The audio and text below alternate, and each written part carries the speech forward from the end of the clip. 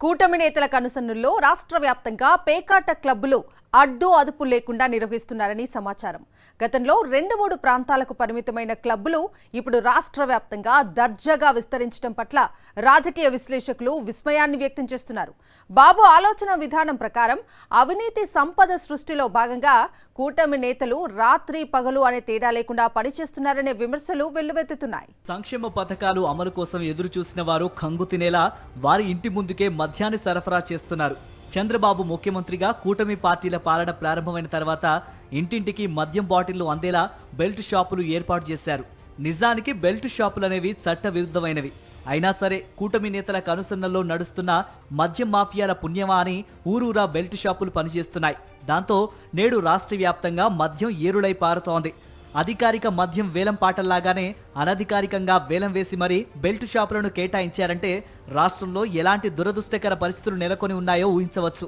ఎన్ని అక్రమ అడ్డగోలు మార్గాలున్నాయో అన్నింటినీ అనుసరించాలని కూటమి ప్రభుత్వ నేతలు నిశ్చయించారు.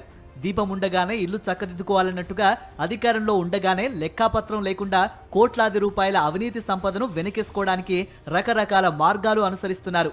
మద్యం, ఇసుక మాఫియాలతో పాటు నేడు పేకాట మాఫియా రాష్ట్ర వ్యాప్తంగా విస్తరిస్తోంది. కూటమి పార్టీలకు చెందిన ప్రజాప్రతినిధుల ఆధ్వర్యంలో వారి ఆశీస్సుల ప్రకారం పేకాట క్లబ్బులు ఏర్పాటు జరుగుతోందని సమాచారం. ఎమ్మెల్యేలు, మంత్రులే స్వయంగా రంగంలోకి దిగి వీటిని నిర్వహిస్తున్నారట. దాంతో పోలీసు శాఖ నిమ్మకు నీరెత్తినట్టుగా వ్యవహరిస్తోందని విమర్శలు వస్తున్నాయి.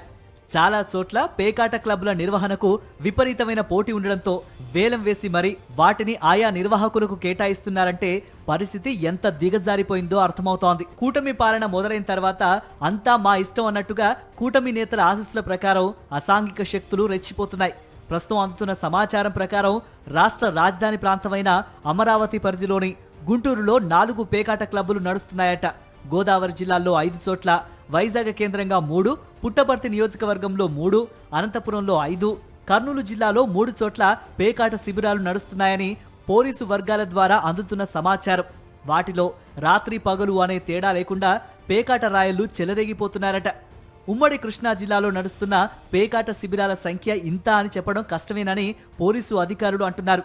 అధికార టీడీపీ నేతల అండదండలతో లెక్కలేలని క్లబ్బులు, శిబిరాలు నడుస్తున్నాయని అంటున్నారు. జమ్మలమడుగులోని ఓ క్లబ్బులో ఎమ్మెల్యే ఆదినారాయణ రెడ్డి అండదండలతో రాత్రి పగలు తేడా లేకుండా ఓ పేకాట శిబిరాన్ని నిర్వహిస్తున్నారని గతంలో స్వయంగా కూటమి నేతలే ఆరోపించిన సంగతి తెలిసిందే.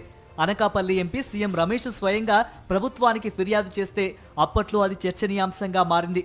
కూటమి నేతల ఆధిపత్య పోరులో భాగంగా ఇది వెలుగు చూసింది తప్ప అనకాపల్లి ఎంపీ సీఎం రమేష్ కు ప్రజలపై ప్రేమ ఎక్కువైపోయి జరగలేదని రాజకీయ విమర్శకులు అభిప్రాయపడ్డారు.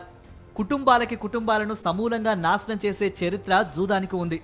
ఎంతో మంది ఈ దుర్వ్యసనం బారిన పడి ఆస్తులు అమ్ముకొని బికారులైపోయి ఆత్మహత్యలు చేసుకున్న దురదృష్టకర ఘటనలు అనేకం. ఆ విషయం సీఎం చంద్రబాబుకు తెలియందేమీ కాదు. అయినా సరే కూటమి పాలన మొదలవగానే పేకాట శిబిరాలు మొదలయ్యాయి. అవి రాష్ట్ర వ్యాప్తంగా విస్తరించి పలు నియోజకవర్గాల్లో ప్రజల జీవితాలతో చెలగాటమాడుతున్నాయి. గత వైఎస్ జగన్ ప్రభుత్వంలో పేకాట క్లబ్బులు, శిబిరాలపై ఉక్కుపాదం మోపారు. రాష్ట్రంలో జూదం అనేదే లేకుండా చేశారు. ఎక్కడైనా ఎవరైనా దొరికినా కఠినంగా చర్యలు తీసుకున్నారు. ఆ మేరకు పోలీసు శాఖను అప్పటి ముఖ్యమంత్రి వైఎస్ జగన్ బలోపేతం చేశారు. కూటమి పాలన వచ్చిన తర్వాత అంతా తలకిందులైంది. కూటమి ప్రభుత్వ పెద్దల అండదండలతో పేకాట సిండికేట్లు, మాఫియాలు బలం పుంజుకున్నాయని స్వయంగా పోలీసు ఉన్నతాధికారులే మాట్లాడుకుంటున్నారట. అనధికార, అక్రమ మార్గాల ద్వారా కూటమి నేతలు వందల వేల కోట్ల రూపాయలను వెనకేసుకుంటున్నారని అంటున్నారు. కూటమి ప్రభుత్వ పెద్దల ఆశీస్సులతోనే మద్యం, ఇసుక మాఫియాతో పాటు పేకాట మాఫియా చెలరేగిపోతోందని అంటున్నారు. దాంతో నిత్యం అనేక కుటుంబాలు అప్పుల పాలవుతున్నాయి. మరొక పక్క నిర్వాహకులు, వారికి అండగా నిలుస్తున్న కూటమి నేతలు వందల కోట్ల రూపాయలను వెనకేసుకుంటున్నారు.